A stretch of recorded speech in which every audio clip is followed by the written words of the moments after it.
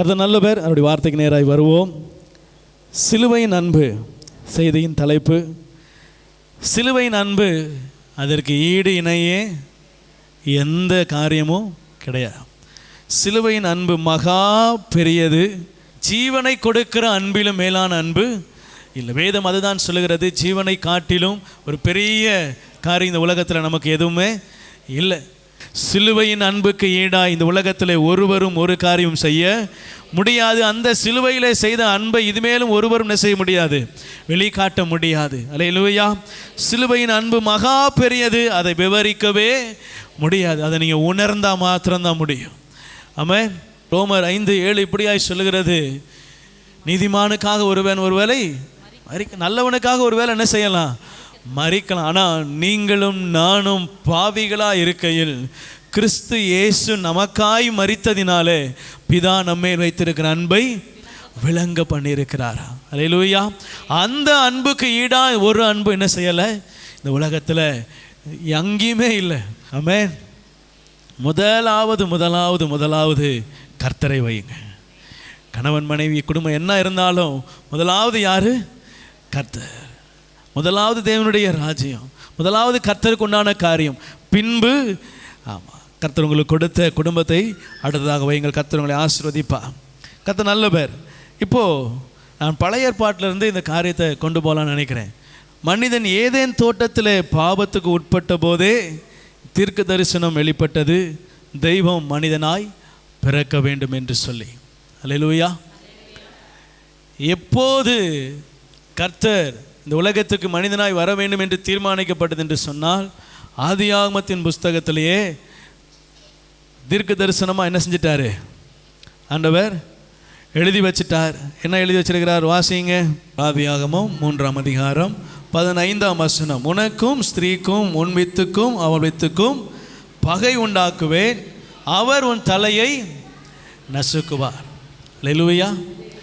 ஆதாம் ஏவாள் இவர்கள் உருவாக்கப்பட்ட நாளிலே பாவம் அறியாமல் பாவம் இல்லாத ஒரு உலகத்தை கர்த்தர் உருவாக்கி, அதில் அழகான ஒரு தோட்டத்தை உருவாக்கி, சகல விதமான கனிகளும் தருகிற சகல விருட்சங்களையும் உருவாக்கி, நன்மை தீமை அறியத்தக்க மரத்தையும் உருவாக்கி, அங்கே ஆதாம் என்ன செய்கிறார், கர்த்தர் வைக்கிறார். ஏவாளை அவனுக்கு துணையாக உருவாக்கி கொடுக்கிறார்.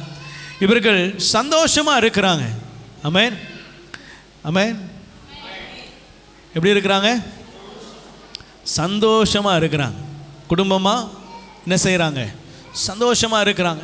அவர்களை கர்த்தர் ஆசீர்வதிக்கிறார். அவருடைய சுற்றிலுமாய் ஒரு மகிமை இருந்ததாம். அவருடைய நிர்வாணத்தை அது என்ன செய்ததாம், மூடி இருந்ததாம். அவர்கள் எந்த உடையும் உடுத்தலாம், ஆனாலும் நிர்வாணமாய் அவர்கள் இருக்கவில்லை. தேவ பிரசன்னம் அவர்களை என்ன செய்தது, மூடி கொண்டிருந்தது. குடும்பத்தை என்ன மூடி இருந்தது, தேவ பிரசன்னம் மூடி இருந்தது. அவர்கள் கர்த்தருடைய கரத்துக்குள்ளே இருந்தார்கள். இந்த உலகத்தில் பாவம் எப்பொழுது வந்ததோ, பாவம் எதனாலே வந்தது, கீழ்ப்படியாமை. அல்லேலூயா. குடும்பத்தில் ஏன் பிரச்சனை வருது, கீழ்ப்படியலை. கணவனுக்கு கிட்ட கேட்டோம்னா மனைவி என்ன செய்யலை, கீழ்ப்படியலை. மனைவிடத்தை கேட்டோம்னா கணவன் சொல்படி கேட்கல. பிள்ளைகளை பற்றி கேட்டோம்னா பிள்ளைங்க என்ன செய்யலை, கீழ்ப்படியலை. ஏன் அடிச்சிங்க, கீழ்ப்படியலை. ஆமாம். என்ன எதனால் ஒரு காரியம் உள்ளே வந்துச்சுன்னா, முதல்ல கீழ்ப்படியாமை என்கிற ஒரே காரியத்தினால் என்ன செய்தது, பாவம் உலகத்திற்குள்ளே வந்தது. இந்த பாவம் என்கிற ஒன்று வந்ததுனால மாத்திரம்தான் கிறிஸ்து இந்த உலகத்துக்கு வர வேண்டிய கட்டாயமும் நிர்பந்தமும் ஏற்பட்டது. அல்லேலூயா. இந்த பாவம் உலகத்துக்கு வராமல் இருந்திருந்தா, இவர்கள் கர்த்தருடைய கரத்துக்குள்ளே அடங்கி இருந்திருந்தா என்ன செஞ்சிருக்காது, இவ்வளவு பெரிய காரியங்கள் நடக்க வேண்டிய அவசியம் இருந்திருக்காது. ஆனால் கர்த்தர் இதை அவர்கள் பாவம் செய்த நாளிலே முடிவெடுத்துட்டார். நான் ஒரு நாளில் என்ன செய்யணும், பிசாசின் தலையை நசுக்கணும். அல்லேலூயா. இப்போ நசுக்கினது கர்த்தருக்கு மாத்திரம்தான் என்ன செய்யும். எங்கே, ஏதேன் தோட்டத்தில் நசுக்கினது யாருக்கு தான் தெரியும், ஆண்டவருக்கும் பிசாசுக்கு மாத்திரம்தான். இப்போ வெளிப்படையாக ஒரு நாள் என்ன செய்யணும், நசுக்கணும். அதுதான் சிலுவையிலே கர்த்தருடைய மரணம். அல்லேலூயா. அவன் சிலுவையில் எல்லா அந்தகார காரியங்களையும் என்ன செஞ்சிட்டார், உரிந்து கொண்டார். அவனுடைய எல்லா துரைத்தனங்களையும் உரிந்து கொண்டார். அங்கே அவனை வெளியிறங்க கோலமாக்க வேண்டும் என்று சொல்லி தீர்மானித்தார். அவர் சிலுவையிலே அதை செய்து முடித்தார். அல்லேலூயா. இனிமேல் பாவம் என்ன செய்யக்கூடாது, வரக்கூடாது. வரக்கூடாது அப்படின்னா என்ன செய்யணும்? கிறிஸ்து உங்களுக்கு நடுவாக என்ன செய்யணும்? நிற்கணும். அல்லேலூயா. உங்கள் வீட்டில் நீங்கள் நிறைய பேர் டீ குடிக்கிற பழக்கம் இருக்கும்னு நினைக்கிறேன். என்ன, டீ குடிக்கும்போது இந்த ஃபில்ட்ரு பண்ணுவீங்க, பார்த்துருக்கீங்களா? ஒரு டீயை போடுறீங்க, அந்த டீ என்ன செய்கிறீங்க? வடிகட்டுறீங்க. வடிகட்டி என்ன செய்வீங்க? வடிகட்டினதை அல்லேலூயா. இப்போ உங்கள் குடும்பத்தில் சில காரியங்கள் என்ன செய்யணும்? வடிகட்டணும்னா அந்த வடிகட்டி யார்? ஆண்டவர் தான். உங்களை என்ன செய்யணும்? அவருக்குள்ளே விட்டுறணும். நீங்கள் அவருக்குள்ளே மறைஞ்சிட்டீங்க அப்படின்னா அவர் உங்களை பியூராக வெளியே கொண்டு வந்துடுவார். எல்லா கசடுகளை, எல்லா தேவையில்லாததெல்லாம் நிறுத்து என்ன செஞ்சிருவார்? வெளியே வச்சுட்டு தேவையானது மட்டும் என்ன செஞ்சிடும்? உள்ளே வந்துடும். தேவையானது ஒன்றே, நல்ல பங்கு எதுதான்? நீங்கள் ஆண்டவரை நல்ல பங்காக தெரிந்து கொண்டு அவரை உங்களுக்கு நடுவாக நிறுத்துனீங்கன்னா அவருக்குள்ளே நீங்கள் இந்த பக்கம் வரும் பொழுது சுத்தமாக வருவீங்க. அல்லேலூயா. குடும்பத்தில் என்ன ஒரு முக்கியமான விஷயம்னா, நம்ம அதை மட்டும் செய்ய மாட்டோம், மீதி எல்லாத்தையும் செய்வோம். எதை செய்வோம்? ஜெபம் பண்ணுங்க பாஸ்டர். கேட்கவே மாட்டிக்காரு. நானா ஃபில்ட்ரு, நானா வடிகட்டி? கர்த்தருக்கு பயப்படுகிற மனுஷன் இவ்விதமாய் எவ்விதமாய் அப்படின்னு சொல்லி கீழே போடுறார். உன் மனைவி வீட்டோரங்களில் எப்போ கனித்தரும் திராட்சை செடியை போல இருப்பான் அப்படின்னா, கர்த்தருக்கு பயப்படுகிற மனுஷனாய் நாம் இருக்கும் பொழுது என்ன செய்கிறாங்க? ஆண்டவர் அடுத்த ஆசீர்வாதங்களை கொடுக்கிறார். அல்லேலூயா. நாம் கர்த்தருக்கு பயந்தால் மட்டும் தலையாக உங்களை ஆண்டவர் குடும்பத்துக்கு வைச்சிருக்கிறார். உங்களுக்கு தலையாக இருக்கிற கிறிஸ்துவை நீங்கள் என்ன செஞ்சிருக்கணும்? ஆடையாய் அணிந்திருப்பீர்கள் என்று சொன்னால் உங்கள் மூலமாய் உங்கள் குடும்பத்தை கர்த்தர் என்ன செய்வார்? நேர்த்தியாக நடத்துவார். எவ்வளவு காரியங்கள், எவ்வளவு சோதனைகள், எவ்வளவு பிரச்சனைகள் வந்தாலும் என்ன செய்யுங்க? அதை நம்ம பொறுமையோடு கையாண்டோம்னா என்ன செய்யலாம்? அல்லேலூயா. உண்மையாக சொல்கிறேன், வீட்டில் ஏதாவது சத்தம் போட்டாங்க என்ன செஞ்சுருங்க? அமைதியாக இருந்துருங்க. என் காது அவரோ கேளாதவர் போல இருந்தார். யாரு? ஆண்டவராகிய இயேசு கிறிஸ்துவை. பிதாவும் இரட்சகருமாகிய நானே உங்கள் கால்களை கழுவுவேன் ஆனால் சொன்ன பார்த்தீங்களா? இப்போ அவர் சொல்கிறாரு, ஆண்டவர் இரட்சகருமாகிய நானே கேளாதவரை போல் இருப்பேன். ஆனால் என்னை பின்பற்றுகிற என் தாசனே, கேட்க வேண்டிய நேரத்தில் கேள், கேட்கக்கூடாத நேரத்தில் காதை அடைத்துக் கொள்வாயானால் நீ பாக்கியவான். உன் குடும்பம் செழித்தோங்கி வளரும். ஆமென். உன் பிள்ளைகள் உன் பந்தய சுற்றிலும் ஒளிவ மர கன்றுகளைப் போல, உன் மனைவி உன்னுடைய வீட்டில் என்ன செய்வாங்க? திராட்சை செடியை போல, கொடியை போல இருப்பார்கள். அல்லேலூயா. கர்த்தர் நல்லவர். இந்த தீர்க்க தரிசனம், சிலுவையின் மரணம் தீர்க்க தரிசனம் ஆதியாகமத்திலேயே வெளிப்பட்டு இருக்கிறது. கர்த்தர் அதை இங்கே வெளிப்படுத்தி வைத்திருக்கிறார். அந்நாளில் வெளிப்படையாய் நசுக்கலை, ஆனால் புதிய ஏற்பாட்டிலே அவர் வெளிப்படையாய் அதை நசுக்கி போட்டார். இந்த நாளிலே நாம் புதிய ஏற்பாட்டு விசுவாசிகள் என்ன செய்கிறோம்? ஆமென் சொல்லுங்கள். ரொம்ப பாக்கியம் செஞ்சுருக்கிறீங்க, ரொம்ப நீங்கள் புண்ணியம் செஞ்சுருக்கிறீங்க. ஏன்? புதிய ஏற்பாட்டு காலத்தில் கர்த்தருக்குள்ளே நீங்கள் என்ன செய்கிறீங்க? அல்லேலூயா. யாருக்கு தெரியும், வருகையில் கூட நீங்கள் என்ன செய்யலாம்? எடுக்கப்பட போகிற பரிசுத்தவான்களா பரிசுத்தவாட்டிகள் என்ன செய்யலாம்? இருக்கலாம். அல்லேலூயா. கர்த்தர் நல்லவர். ஏன் சொல்கிறேன்? இந்த காலத்தில் நம்ம வாழ்கிறதுனால, இந்த காலத்தில் கர்த்தருடைய அற்புதங்களை நம்ம ஒருவேளை பார்க்கலை, ஆனால் தியானிக்கிறோம். கர்த்தருடைய அதிசயங்களை நம்ம வாழ்க்கையில் ஒவ்வொரு நாளும் என்ன செய்கிறோம்? நம்ம ஒவ்வொரு நாளும் ஜீவிக்கிறதே அதிசயம்தான். அல்லேலூயா. அதனால் இந்த அதிசயங்களை அங்கே ஒருவேளை கண்ணார கண்டது போல் ஒருவேளை காணாமல் இருக்கலாம், ஆனால் அங்கே இருக்கிற அதே ஆசீர்வாதத்தை இங்கே நம்ம உடையவர்களாக இருக்கிறோம். ஆபிரகாமுக்கு அன்னைக்கு என்ன ஆசீர்வாதமோ அதே ஆசீர்வாதம் இன்றைக்கி நமக்கு என்ன செய்யுது? இருக்குது. அல்லேலூயா. பழைய ஏற்பாட்டு காலத்தில் நம்ம நிழலோட்டமாய் வாசிக்கிறோம், புதிய ஏற்பாட்டு காலத்தில் நம்ம என்ன செய்கிறோம்? இதை தத்ரூபமாக என்ன செய்கிறோம்? நம்முடைய வாழ்க்கையிலே அனுபவிக்கிறவர்களாக இருக்கிறோம். பாருங்கள், இது பழைய ஏற்பாட்டு காலத்தில் தீர்க்க தரிசனமாக இருந்தாலும் இன்று நம்ம வாழ்க்கையில் நிறைவேறுகிறதா இருக்கிறது. ஆண்டவர் சொல்கிறாரு, உன் வாழ்க்கையிலே உனக்கு விரோதமாய் செயல்படுகிற எல்லாத்தையும் நான் நசுக்கிட்டேன்றார். பழைய ஏற்பாட்டு காலத்தில் தெரியாமல் நசுக்கினேன், இப்போ உங்களுக்கு கண்களுக்கு முன்பதாகவே என்ன செஞ்சிட்டேன்? வெளியரங்கமாக நசுக்கி அவனை ஒன்றுமில்லாமல் என்ன செஞ்சிட்டேன்? ஆமாம். தமிழில் ஒரு இல்பொருள் ஆவார்கள் அப்படின்னு பைபிளில் ஒரு வார்த்தை இருக்குது. என்னதுன்னா அப்படின்னா இருந்த இடமே தெரியாமல் என்ன செஞ்சிருமா போயிடும் அப்படின்றது தான் அந்த இல்பொருள் ஆவார்கள். இப்போ ஆண்டவர் சொல்கிறாரு, பிசாசு உங்களுக்கு முன்பதாக இல்பொருள் ஆயிட்டான். ஆமென். இனி என்ன செய்யாதீங்க, பிசாசை தேவையில்லாமல் வெத்தலை பார்க்க வச்சு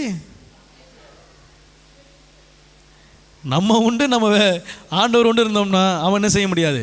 நெருப்பு இருக்கிற இடத்துல ஈக்கு வேலை என்ன செய்யாது. நான் ஏற்கனவே ஒரு கதை சொன்னேன், எத்தனை பேருக்கு ஞாபகம் இருக்குன்னு தெரியல, கவனிங்க. ஒரு அண்டால தண்ணி வச்சு அந்த தண்ணியில் நல்ல சில்லு தண்ணியில் ஒரு தவளைக்காய் என்ன செஞ்சாங்களாம், போட்டாங்களாம்.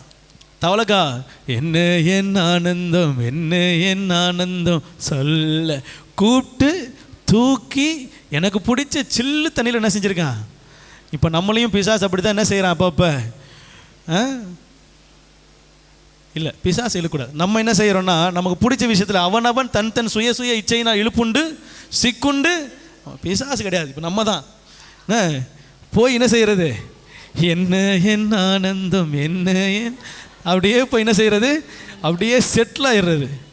கடைசியில் அவன் சிம்மில் வச்சுருவான், தூக்கி அடுப்பில் வச்சு. பெரிய பாத்திரம் பார்த்தீங்களா, நம்ம வாழ்க்கை கொஞ்சம் பெரிய அளவு உள்ளதில் 80 வருஷம் 70 வருஷம், அதனால் கொஞ்சம் நேரத்தில் சூடு என்ன செய்யாது, ஏறாது, கொஞ்சம் நேரம் எடுக்கும். அல்லேலூயா.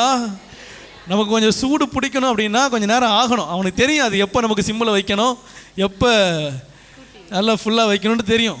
இப்போ சிம்மில் வச்ச உடனே இன்னும் கொஞ்சம் கதைன்னு ஆயிரும் பாருங்க, குதூகலம் கொண்டாட்டம். ஏன் வெது வெதுப்பாக இருக்குது.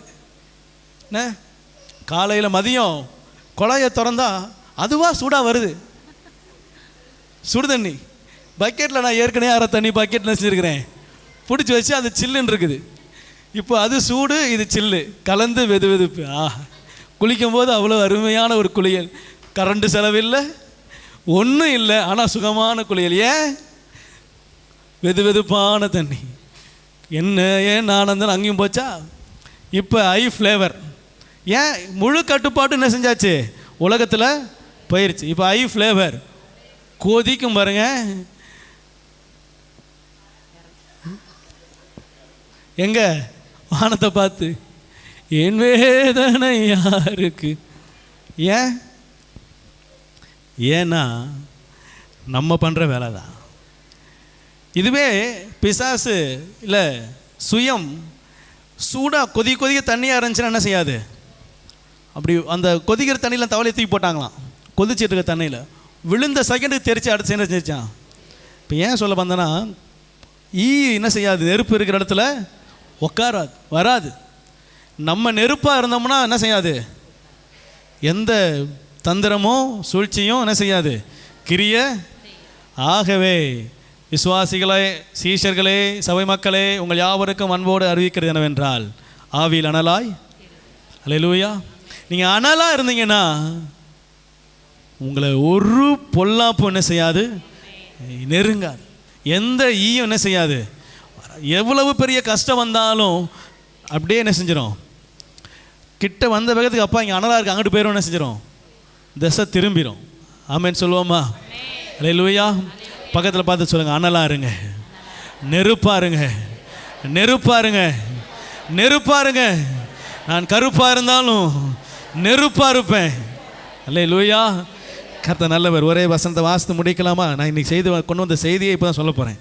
ஒரே வசனத்தில் வாசித்து முடிப்போம். லேவியராகமம் 19ஆம் அதிகாரம் 18ஆம் வசனம். பழிக்கு பழி வாங்காமலும், பழிக்கு பழி வாங்காமலும், உன் ஜனபுத்திரர் மேல் பொறாமை கொள்ளாமலும், பொறாமை கொள்ளாமலும், உன்னில் நீ அன்பு கூறுவது போல், உன்னில் நீ அன்பு கூறுவது போல் பிறனிலும் அன்பு கூறுவாயாக. பிறரிலும். அல்லேலூயா. ஆண்டவர் பழைய ஏற்பாட்டிலேருந்து புதிய ஏற்பாடு வரையும் கொடுக்கிற ஒரே கட்டளை என்னது, அன்பு கூறுவாயாக. சிலுவையின் அன்பு உங்களுக்காக எனக்காக கூறப்பட்டது. நாம் எல்லாரிடத்திலும் அந்த அன்பை என்ன செய்யணும், தெரிவிக்கணும். அல்லேலூயா. இதுதான் கிறிஸ்துவுடைய எண்ணம், இதுதான் கிறிஸ்துவின் சிந்தை. பழி வாங்குதல் கர்த்தருக்குரியது. அல்லேலூயா.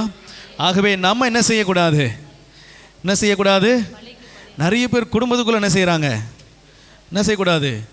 ஆமாம், அது உங்கள் மனைவி, அது உங்கள் பிள்ளை. இந்த பிள்ளை என் பேச்சு அப்போ கேட்கல, இப்போ உனக்கு வாங்கி தர மாட்டேன். இது என்ன செய்யுது? பழிக்கு பழி வாங்குது. இந்த பழியில் என்ன செய்யக்கூடாது? பிள்ளைக்கு அப்போ தேவை, அது அவசியம்னா என்ன செய்யணும்? ஆமாம், குடும்பத்துக்குள்ளேயே நேசக்கூடாது. ஆமாம், சில காரியங்கள் நான் உங்களுக்கு வெளிப்படையாக சொல்ல விரும்பவில்லை, அது உங்களுக்கே தெரியும். வார்த்தை வரும்பொழுதே உங்கள் இருதயத்தோடு கூட கர்த்தர் பேசுவார். பழிக்கு பழி வாங்காமலும் உன் புத்திரர் மேல் பொறாமை கொள்ளாமலும். செய்தி இன்னைக்கு இதுதான். உங்கள் வேண்டுதல் நிறைவேறுவதற்கு நீங்கள் ஜெபிக்கிறீங்கல்ல, தீர்மானம் எடுத்திருக்கிறீங்கல்ல, 40 நாள் எனக்கு கர்த்தர் நிறைவேற்றணும்னு, அதுக்கு கர்த்தர் உங்களோடு கூட பேசுகிறார். உங்களுடைய தீர்மானத்தை கர்த்தர் நிறைவேற்ற ஆவலாக இருக்கிறார். ஆமென். எத்தனை பேர் அவர்களுடைய கட்டளை நிறைவேற்ற ஆவலாக இருக்கிறீங்க? சொல்லும் அடியேன். இப்படி நீங்கள் கேட்டிங்கன்னா உங்கள் வாழ்க்கையில் பெரிய மாற்றத்தை 40 நாள்லாம் கிடையவே கிடையாது. நான் சொல்ல விரும்பலை, நாளைக்கு கூட நடக்கலாம். நீங்கள் ஒப்பு கொடுத்தீங்க, விட்டு கொடுத்தீங்க, அர்ப்பணிச்சிங்கன்னா உங்கள் வாழ்க்கையில் அற்புதம் நடப்பது ஒருவராலும் தடுக்க முடியாது. அல்லேலூயா. சொல்கிறேன் பாருங்கள், இங்கே ஆண்டவர் சொல்கிறார், பழிக்கு பழி என்ன செய்யாத வாங்க. உங்கள் வாழ்க்கையில் நீங்கள் யாருக்கு எதுவும் என்ன செய்யாதீங்க, எதையும் நினைக்காதீங்க. ஆமென். யாரை குறித்து நான் அவன் அதை செஞ்சான், இதை செஞ்சான், அதுக்கு நான் அதை செய்யணும், இதை செய்யணும், என்ன செய்யாதீங்க. உங்கள் மனசில் ஒரு வேளை அப்படி எண்ணம் இருக்குமானால் இந்த நேரத்தில் என்ன செய்யுங்க, அது தூக்கி போடுங்க. அடுத்து பொறாமை என்ன செய்யக்கூடாது? ஒரு துளி அளவும் பொறாமை என்ன செய்யக்கூடாது? ஒருத்தனை கொலை வரைக்கும் கொண்டு போய் விட்டுருச்சு ஒரு காரியம். அந்த கொலைக்கு காரணம் என்னன்னா, ஒவ்வொரு ஸ்டெப்பாக இறங்கி பார்த்தா முதல் ஸ்டெப் என்னது? பொறாமை. ஆமென். அந்த பொறாமை அடுத்து எரிச்சலாக மாறுது, அடுத்து மூர்க்கமாக மாறுது, அடுத்து முகநாடி வேறுபடுது, அடுத்து என்ன செய்யுது? கொலையில் கொண்டு போய் விடுது. யாரை சொல்கிறேன்? ஆபேல், காயின். அல்லேலூயா. முதல்ல அவனுடைய அங்கீகாரத்தை ஆண்டவர் என்ன செய்கிறார்? அவனுக்கு கொடுக்கிறார். அவன் இளையவனாக இருந்தாலும் அவன் கொழுத்ததை கொடுக்குறான். கர்த்தர் என்ன செய்கிறார்? அங்கீகரிக்கிறார், ஆசீர்வதிக்கிறார். இதை பார்த்து என்ன செய்யக்கூடாது? இதை பார்த்து எப்படி பொறாமப்படணும் அப்படின்னா, அவனை விட நான் என்ன செய்வேன்? செழிப்பாக கொடுப்பேன், ஆண்டவருக்கு உத்தமமாக கொடுப்பேன், உண்மையாக கொடுப்பேன், உள்ளதை கொடுப்பேன். அப்படி நீங்கள் உண்மை உத்தமமாக அவனுக்கு ஈக்குவலாக அவன் செய்கிறதை காட்டிலும் அதிகமாக கர்த்தருக்கு உண்மையாக இருப்பேன்னு நீங்கள் பொருத்தனை பண்ணி பொறாமை பண்ணுறீங்கன்னா அது ஆரோக்கியமான பொறாமை. அல்லேலூயா. படிக்கிற பிள்ளைங்களை பார்க்கணும், அவள் ஃபஸ்ட் ரேங்க் எடுத்துட்டா, எங்களுக்கெல்லாம் அந்த பிரச்சனையே இல்லை. 35 மார்க் என்ன செஞ்சீங்க போடுங்க, அதுவே எங்களுக்கு பேரானந்தம். அல்லேலூயா. அந்த மனதை உடையவர்கள் பாக்கியவான்கள். ஏன் சொல்கிறாங்களேங்க? பைபிளே சொல்லுது, அதிக படிப்பு உடலுக்கு இளைப்பு. என்ன செய்யக்கூடாது? ரொம்ப படித்தாலும் மெத்த படித்தா என்ன செஞ்சுருவாங்களா? அல்லேலூயா. பாருங்க, பொறாமை, பழி வாங்குதல் என்ன செய்யாதீங்க. உங்கள் இருதயத்திலேருந்து வேரோட பிடிங்கிருங்க. பிடுங்கிட்டீங்க அப்படின்னா உங்கள் 40 நாள் நீங்கள் வச்சிருக்கிற அந்த தீர்மானத்தில் ஒரு அடி எடுத்து வச்சிட்டீங்க. அது முன்னேறதுக்கு மிஞ்சி போனால் அது 40 படின்னு வச்சுக்கிங்களேன், 15 படியாக குறைஞ்சிரும். அல்லேலூயா. இந்த வேரை பிடுங்கிட்டிங்கன்னா அது 40 படியில் எங்கே வந்துடும்? 30 படி 15 படி என்ன செஞ்சிடும்? குறைஞ்சி கீழே வந்துடும். அடுத்து பொறாமை எடுத்து போட்டிங்கன்னா இன்னும் 5 படி என்ன செஞ்சிடும்?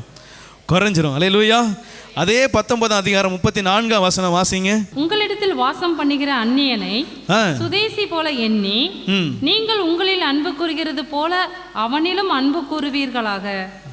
ஆமென். அல்லேலூயா.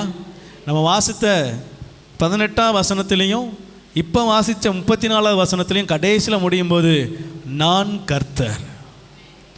ஆமென். இந்த 2 வசனத்தை தான் நான் எனக்கு இருதயத்தில் உடனே பட்டுச்சு. அந்த வசனத்தை மட்டும்தான் என்ன செஞ்சுருக்கிறேன். 2 வசனம் முடிவிலையும் என்ன சொல்லப்பட்டிருக்கிறது? நான் கர்த்தர் சொல்கிறாரு. பழி வாங்காத, பொறாமப்படாத, நான் கர்த்தர். இங்கே 34ஆம் வசனம் சொல்கிறாரு, அந்நியன் என்ன செய்? அன்பு. அதாவது அந்நியன்னா யாருன்னா, உங்களுக்கு அவர் யாருன்னே தெரியாது. இப்போ ரோட்டில் போகிற ஒருத்தவங்களை போய் என்ன செய்யக்கூடாது? நம்ம கட்டி பிடிச்சி மொத்தம்லாம் பண்ண முடியாது. அது யாருன்னே தெரியாது, அவங்களும் அந்நியன்தான். உங்களுக்கு தெரியாமல் என்ன செய்வோம்? இப்போ சபைக்குள்ளே அநேகர் என்ன இல்லை, சொந்தம் இல்லை, எல்லாம் அந்நியன்தான். என்ன, ஒருத்தருக்கு ஒருவரை தெரியாது, ஒருவரோடு ஒருவர் அநேகமாக நினச்சிருக்க மாட்டோம், பேசியிருக்க மாட்டோம். ஆனால் சபைக்குள்ளே வந்து ஒன்றாக என்ன செஞ்சுருப்போம்? இருப்போம். இதுவாக இருக்கலாம், இல்லை உங்கள் வீடு பக்கத்து வீடாக இருக்கலாம், அந்நியமாக இருக்கலாம், யாராக இருக்கலாம். உங்களை நேசிக்கிறது போல் என்ன செய்யுங்க? நேசிங்க. அல்லேலூயா. அல்லேலூயா. அல்லேலூயா. கேட்கிறவங்க அல்லேலூயா.